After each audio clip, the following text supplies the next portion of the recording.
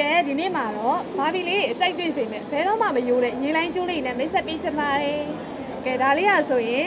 ကျိုးအလွတ်လေးပေါ့နော်ဆွဲသီးလေးနဲ့အဝတ်မယ်ဆိုအရန်လာရေလိုင်းကျိုးလေးလောက်ထားတာဒါလေးကိုနှစ်ပင်လိမ်ပြီးတော့ရေလိုင်းပုံလေးခေါ်ထားတာဖြစ်ပါတယ်နော်ဒါလေးကတော့အလွတ်လေးပါဆွဲသီးလေးဆွဲလိုက်မယ်ဆိုအရန်လာနော်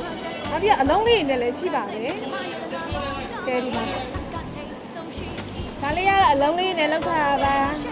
ဒီဇိုင်းလေးအရန်ဆန်းအောင်ထွင်ပေးထားဖြစ်ပါတယ်ဘောလုံးလေးနဲ့ထည့်ပေးထားတာပေါ့နော်ဒါလေးတွေကိုဒီမှာဂရန်စီအစားစားထုတ်ပေးထားပါတယ်ဒါလေးကတော့ဆွဲပြီးမလို့ဘူးပေါ့နော်ဒါပဲရက်ပုံလေးထုတ်ပေးထားဖြစ်ပါတယ်နှစ်ခရန်လောက်ကနေစပြီးဝစ်စင်နိုင်မှာဖြစ်ပါတယ်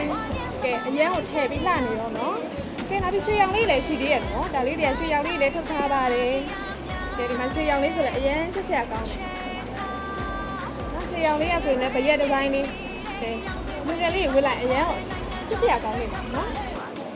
ဘယ်လောက်လာလဲဒါလေးရဆိုလည်းနှစ်ကရန်လေးနဲ့ရမှာဖြစ်ပါတယ်နှစ်ကရန်ဝင်းချင်လေးပဲရှိပါရဲ့ရှင်နော်ဒါလေးဆိုလည်းအရန်ချစ်စရာကောင်းပြီးလက်ထွက်နေတာပဲပေါ့နော်တကုံးနဲ့ဒီတိုင်းလေးဝစ်ထားလဲလာတယ်ဒါလေးဆိုလည်းဆွဲသီးလေးတက်လိုက်မယ်ဆိုအရန်ကိုချစ်စရာကောင်းသွားမှာပေါ့နော်ဆွဲသီးလေးတဲ့ဆိုလည်းပုံပြီးလာသွားမယ်နော်ဒါလေးကတော့ပြောင်ကျိုးလေးပါနော်ကရန်ချိန်လည်းအစားစားထုတ်ပေးထားပါရဲ့ရှင်နော်ဒါလေးကတော့အလုံးလေးနဲ့ထုတ်ပေးထားတာပါကဲစိတ်နဲ့တက်တဲ့ဆိုင်လေးကိုကိုယ့်ဘက်မှာမိုက်ခဲ့လိုက်နော်